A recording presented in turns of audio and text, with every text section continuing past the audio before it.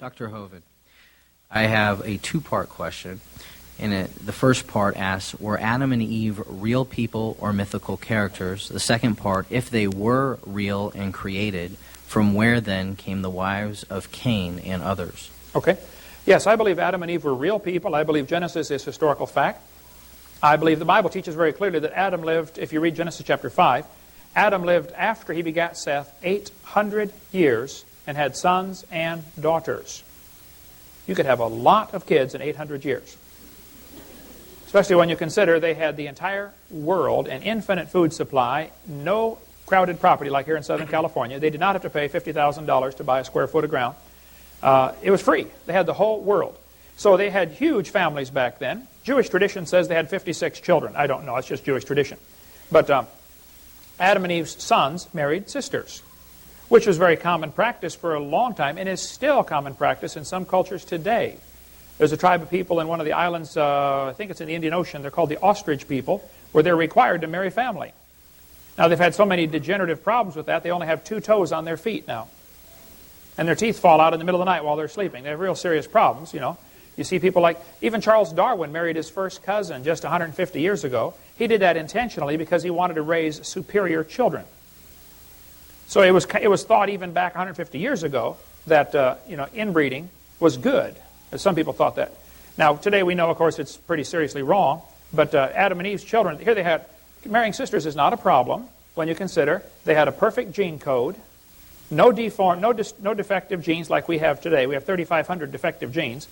If you marry closer than a first cousin, you're asking for serious problems genetically. They had no other choice to marry but to marry a sister. Adam married his own rib, so I don't see a problem with that at all. I'm done. Yes, no, obviously I do not believe that Adam and Eve are literal people. But again, the Genesis story does have a lot of important lessons as far as the relationship between man, God, and Satan. And getting back to the intelligence of chimps, no, they're very intelligent, and they do pass on information. That's something we've learned. There were different cultures of chimpanzees that pass on different tool-making skills. And that's well documented and it's been learned by Jane Goodall and other scientists. So, no, animals are very intelligent. Again, think of your pet, think of your dog, think of your cat. They're very intelligent. We can communicate with them. And as far as the Adam and Eve, no, they weren't. And we're getting back to the issue of, which I touched on just recently, as far as were there literal Adam and Eve, and what if they hadn't sinned? Again, do we have no cold at night, no storms, no earthquakes, no winter, no lightning, no forest fires caused by lightning, no meteor impacts that would cause death? As you know, a massive meteorite hit the earth which caused the extinction of the dinosaurs. Lions don't hunt, dogs don't hunt, birds of prey don't hunt, alligators don't hunt, spiders don't hunt, T-Rex didn't hunt, sharks don't hunt, snakes don't hunt. And even worse, I don't know, there was no TV. How long would it still have taken? A long time to develop TV in the Garden of Eden? Video games, no cell phones, etc. And the population would have exploded. We would have to say, well, let's stop reproducing now. Same with the animals. It doesn't make sense. It would have taken a fundamental change drastically in the laws of nature. And that just doesn't happen. We don't see God working that way now. We don't see God change all the races into one to alleviate racial tension. He's very reluctant to make massive changes in the natural law. And he doesn't move a mountain around before it. All right, we will extend this 2 minutes on either side, but I just want to make the comment that these will be the last speeches before our 5-minute break. Okay, so 2 minutes, starting with Dr. Hovind. Okay, I have a concern then. He said he does not believe Adam and Eve were literal, which I knew that would be his position, but I have a question. Jesus certainly believed they were literal people. So you mentioned on your website and mentioned in your introduction tonight that you thought Jesus was deity, and yet it appears to me like you're saying he was either a liar or stupid because he believed in Adam and Eve. Jesus quoted Genesis 25 times, never gave one reference to not believing it, never gave one reference to it not being literally true.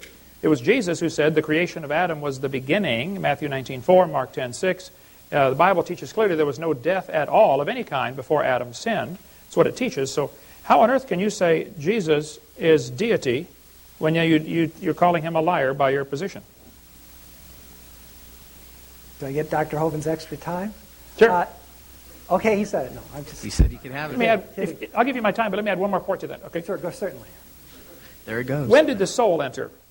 If man evolved from an animal, at what point, exactly where, did the soul come into being? And, assuming you believe, you mentioned, it seemed to me, that man needs to be saved. Exactly saved from what? And when did this enter? Which caveman got the first soul? Okay, I discussed that on my website. I have a page that's called The First Saved Man on Earth. And I also have a web page, What Jesus Said About the Creation Story and the Flood. The vast amount of Jesus' words have to do with God, Satan, our relationship to God. They don't have to do with Genesis. Matter of fact, the entire book of John does not mention Adam and Eve. In the beginning was the Word, and the Word was with God, and the Word was God, John 1:1. The same was in the beginning with God, John 1:2. All things were made by Him, and without Him was not anything made that was made, John 1:3. That's the level of understanding that is appropriate. It's not to give details when you don't understand detail. Jesus did not speak a lot about these things. It easily could have been figurative. It could have been exactly not what he meant, or writer embellishments. You can actually, I would encourage you again to read my page. As far as 19:4, all Jesus says was, he made a comment. They were created male and female at the time of creation. Something to that effect. It's very brief and very short. There's only a few passages along those lines. They're the same comment mentioned a few times in the three Gospels, not John. So it has to do with, again, evidence also. You have overwhelming evidence for science, overwhelming for Jesus' deity, and also talking about evidence. There's three types of miracles, I think. There's a physical law, when physical laws are circumvented. And that happens very rarely, especially major type miracles.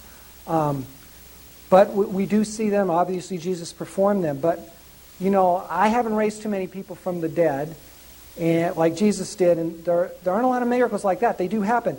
There's coincidence miracles, or as is often called providence miracles, where God works certain things, brings people into your life. That's another kind of miracle which can more easily be explained. But to the believer, they know where it's coming from. It's coming from God. But I think the third type of miracle, which is perhaps the most subtle and most important, is born again.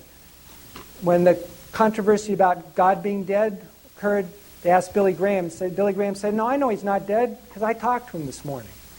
And I talk to him every day. I feel his presence, his power, his guidance, as all of you do." That's the most subtle power. And Jesus said, talking about Jesus' word, don't go look for it. The kingdom of God is with you.